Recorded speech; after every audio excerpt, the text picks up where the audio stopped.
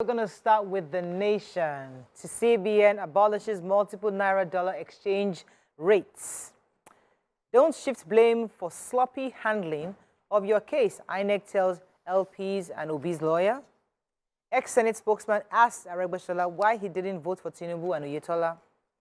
Tinubu orders probe of EFCC chairman's tenure. Student loan law takes off in September. Federal government 819 billion naira extra budget littered with ghost projects. Outrage over the death of 106 in Kwara boat mishap. An ex-council boss writes president over 3.4 billion naira debt. Okay, which story are we starting with? President Bola Ahmed Tinubu has approved the constitution of an inter-ministerial committee to ensure seamless takeoff of the student loan scheme in September. That's a September-October 2023-2024 academic session. So the Permanent Secretary, Federal Ministry of Education, Mr. David Andrew Adejo, made this known in a news conference on Wednesday, and they said that they are hoping that the first batch of eligible students are able to access their loans in September. They said that the briefing became necessary because a lot of people were asking questions about the student loan scheme, and they had said that they heard that the federal government is planning to begin asking for, allow the universities to begin asking for tuition in the new law. And it says the president has been working on the granting of financial autonomy, that's the past president, to universities even before now. But no, they will not be asking for the universities to start asking for or collecting tuition from the students. That it's obvious that we can no longer fund tertiary education alone, and so there's a need for cost sharing. And over the years, they had wanted to provide this opportunity for every Nigerian student to be able to go to school and have a life of dignity. They had set up different banks for this, which went defunct. So they said there was a student loan board that was defunct initially. Then there was also the Nigerian Education Bank that also became defunct because there were lots of issues. There were leakages. People getting the loan were not able to pay back. The loan was not even getting to the people who it was meant for. And so now they had to review it. And now this particular one will be, a new bank will be set up. So it's not going to be run by regular banks. A new bank will be set up that will handle the loans. And they will not just be there waiting for students to apply for loans. They are going to carry out normal banking transactions so that they are able to also multiply funds. And Right. This seems good. Last story in the nation? Yes, okay. Okay, go on. So I think we've all heard that the EFCC boss had been suspended indefinitely and investigations are supposed to start on allegations that have been made against him. They said weighty allegations of abuse of office have been leveled against Mr. Bawa, and he has been directed to immediately hand over the affairs of his office to the Director of Operations in the Commission, who oversee the affairs of the Office of the Chairman of the Commission, pending the conclusion of investigations.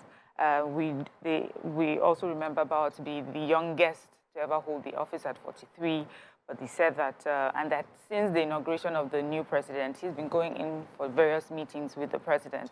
But we also remember that Zamfara State Governor, after the EFCC had made allegations of mismanagement of the state's resources, sort of re-accused him or counter-accused him of, corruption as well. So investigation has started. He has reported to the DSS office, and we'll hear what happens eventually. Okay. Yeah, just to add to that, you know that he had been having a series of meetings with the president before his, I just wanted to just add that. Yeah. I was going to take the outrage over the death of the Kwara boat accident. Yeah. The president and Bago and Diri and others mourn. Newa blames the mishap on the boat's recklessness. Kwara rolls out guidelines and 1,000 life jackets for the Patagi Council. And the governor, I think, went there yesterday. But because the boat was conveying 250 passengers to their own community from the wedding at 2:30 a.m. Already, that's illegal. Because we're not supposed to be on the waterways at night. At that time, yeah. So, and then one part of the engine now collapsed and the boat capsized, which led, and because they were not wearing life jackets, and they were even trying to hope that they could attract the attention of the others at the wedding, but they couldn't, and it led to 106 dying. They rescued 144 people.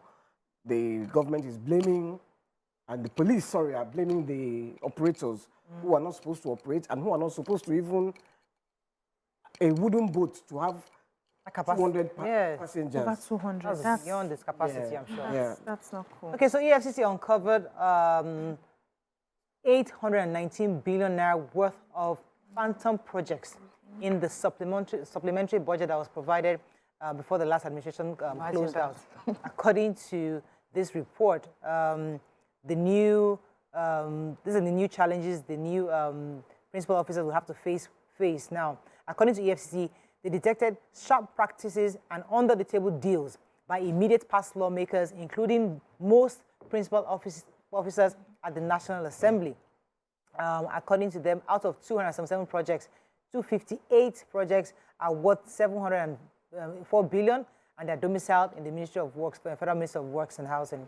The projects on phantom roads allegedly belonging to members of the 9th National Assembly. So they kind of just got projects within their own constituencies and was provided supplementary budgets for these. And these are the challenges that the new presiding officers of the National Assembly would have to deal with going forward.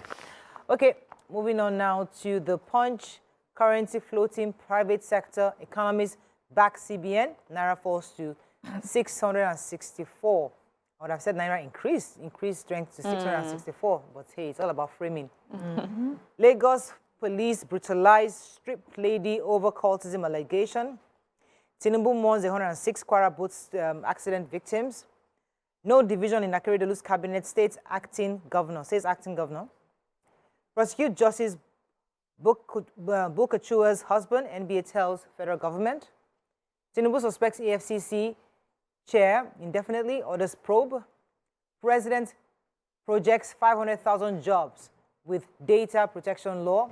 Student loan disbursement begins in September, says federal government. Okay, which story are we starting with in the Punch? I wanted to take the story of the Lagos police brutalizing a lady who was an alleged cultist. They said an unidentified woman was severely brutalized by police officers stationed at close to the Lagos State House of Assembly, Alausa, at about 2 p.m. in the afternoon. Wow. They said, according to, and you know, there are pictures on the front page of the Punch where she was accused of being a cultist, and then the woman said, no, she's not a cultist. They started to beat her. They beat her with sticks, a belt, punched her, and she was being slapped as well by these 3 policemen. She was screaming that she's innocent. She only came to the area to relax and was not guilty of anything. Wow. They removed her footwear, and then they handcuffed her and drove her away. Even if she was a cultist? That's not the right treatment, yes. Wrong Even if she was a cultist. Let's go on a break. She's a woman, 1, and 2. It's an allegation. You have not even investigated. Let's go on a break. When we come back, we continue. Thanks for staying with us. We're still reviewing Punch. I was going to take the story of the acting... Right, please, before you take this, I just wanted to add that the Punch, when they contacted the public relations officer of the incident, he said he was not aware of the incident. And I just said, well, by now, it's on the front page of the paper. The pictures are there, so he's aware. Maybe at the time that they contacted him, he wasn't aware. He will be aware now. All right. The acting governor of Ondo State, Mr. Lucky Ayedatiwa, has said that he has dismissed the insinuations that there is rancor or division in the cabinet of Governor Rotimi Akeredolu. If you recall, Governor Rotimi Akeredolu had handed over to the deputy governor to be acting governor while he took a 21-day medical leave abroad. And according to the acting governor, he's saying that he will continue to build on the solid foundation the governor had already put in place. He said, I note the concerns of our people about governance in Ondo State, and all rumors and insinuations making the rounds in the state is false, that the government is actually on and their work is ongoing, and the machinery of government is still functioning properly. So the Delta State Police Command rescued a 3-year-old boy, abducted boy, Abubakar Atiku, that's his name, during a raid on the hideout of a 6-man syndicate at Abraka Market in Oshimili South Local Government area of Delta State. According to the story, they said the suspect abducted the victim on Tuesday, June 13th. And, in a bid to locate the whereabouts of the little boy, the mother reported to the police station, to the police, that his son was missing. And then they carried out a raid. They were able to get intelligence. And when they carried out that raid, they found the boy and arrested, what's his name? Mohammed Issa, 35-year-old man, arrested him. He led them to the place to get 3 other members of the child stealing syndicate. They identify as Ibrahim Sani, 23-year-old, Kabiru Ibrahim, 52, and Abubakar Mohammed, a 32-year-old cripple. They've been doing this business, selling children for from over 800 anytime they abduct the children. So investigations are ongoing now. The little boy has been released to his parents, and the suspects are detained.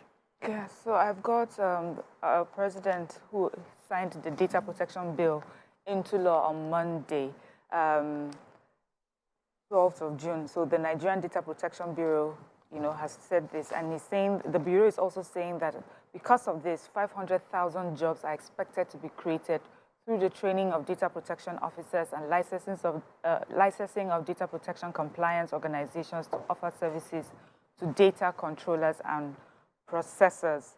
They're also saying that Nigeria has taken a giant leap forward in the global data race with the assent to the Nigerian Data Protection Act that was signed by the president. And also, they're saying that the new act has transmitted to the Bureau a full-fledged commission, and it is mandated, among others, regulate the deployment of technological and organizational measures to enhance personal data protection, foster development of personal data protection technologies in accordance with recognized international best practices and applicable international law, conduct investigations into violation of requirements under the law, amongst others. Okay, moving on now to Daily Sun. Tinubu's hammer falls against March's EFCC chairman. Naira sells for 7.55 to the dollar as federal government gives banks power to decide forex rate. Gunmen abduct 7 University of Jos students. Reps declared Gbajabiamila's seat vacant. Bandits attack mourners, kidnap policeman, 2 others in Benue. Labour vows to push for immediate salary award to lessen effects of subsidy removal. Obi, INEC lawmakers clash over summons on Yakub. And Nigeria-India agree to block pipeline of illicit drug flow as NDLE NCB signed MOU. Okay, which story? So this is Plateau State Jos. This is a sad, shocking story. I hope it ends well. The police command in Plateau State said on Monday at about 8:30 p.m., 7 students of the University of Jos were abducted from their hostel along Bauchi Ring Road.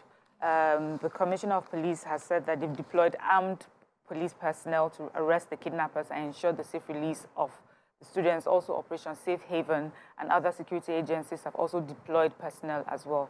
My prayer really is that these children are returned, safe and sound. This is shocking. From their hostels, they were taken out. So organizers of labor return to the negotiation table with the federal government next week, Monday. And the Nigerian Labour Congress, NLC, yesterday in Geneva, vowed to seek immediate salary award to cushion the effects of the petrol subsidy removal on workers. This is happening at the ongoing 111th session of the International Labour Conference, ILC, in Geneva, Switzerland. And the NLC noted that the salary award was different from the minimum wage negotiation, which will come up next year. So while they were addressing journalists at the conference, the president of the NLC, Joe Ajaero, said that we've had an agreement with them, and it's not minimum wage. The agreement we had with them is wage award, and it must be understood clearly. Said the minimum wage will be due next year. The people cannot wait till next year for a review of that, but they are asking that they give them a wage award from like 100 to 200,000 naira, which is different from the minimum wage conversation. So I was a bit confused. I wanted to know what that wage award is for. Is it to cushion the effects of COVID-19, or is something that will be ongoing, that would be, coming regularly aside from their salaries before the minimum wage review? Okay, the Speaker of the House of Representatives, Tajuddin Abbas, has declared the seat of the former member representing Surulere Federal Constituency, Mr. Femi Gbajabiamila, has rendered his seat vacant because, if you recall, he has accepted the role as Chief of Staff to the President, and he has thereafter submitted his resignation letter. So his seat has been declared vacant, and if you recall, he was actually first elected into the House back in 2003, and then he became Speaker 2019 up until at the 9th Assembly. So, I mean, proceedings started yesterday, but I'm happy that at this democracy, we're seeing it play out where he has stepped aside, and hopefully we'll get a new representative from that constituency in the coming months. Okay, and in Benue State, the Gwe West local government, bandits attacked some people on their way from a funeral, and they kidnapped a police officer and a man and a woman. Their identities are yet to be confirmed, but the chairman of the Gwe West local government, Andrew Ayade, says that it's true. It happened about 4 p.m. and it's a very regular occurrence that the bandits wait for people around that area and they take them away. They've asked for 1.7 million, and he says the mourners didn't know what was coming, that they were on their way to Makurdi when they were attacked. All right.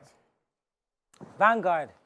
Naira depreciates to 664 to the dollar as CBN removes restrictions.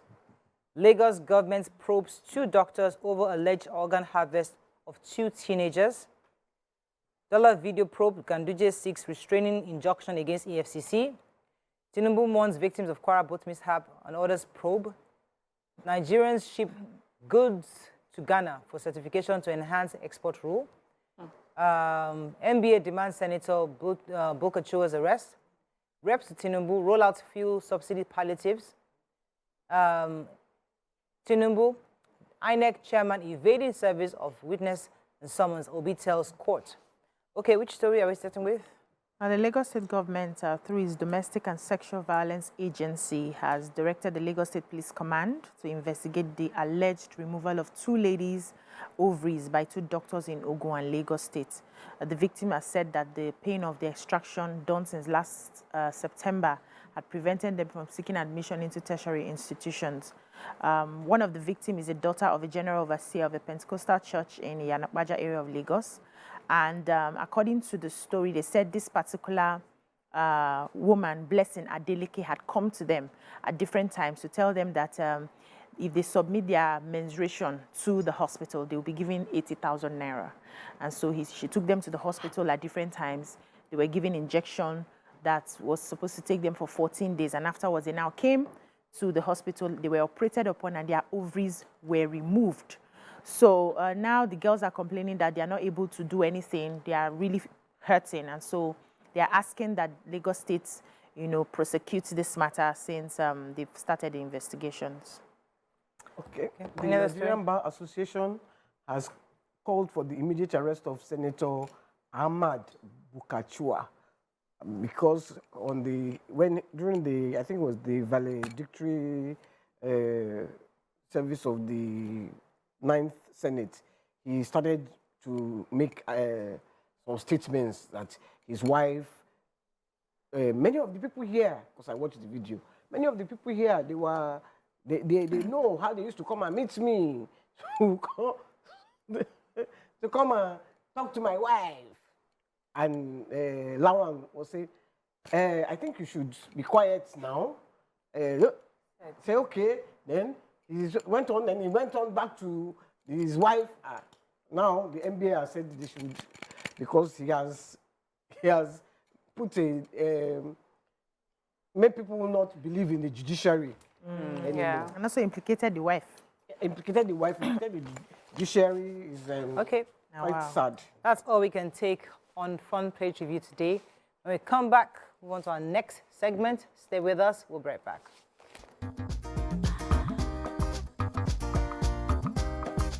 Stay tuned. Your View will be right back.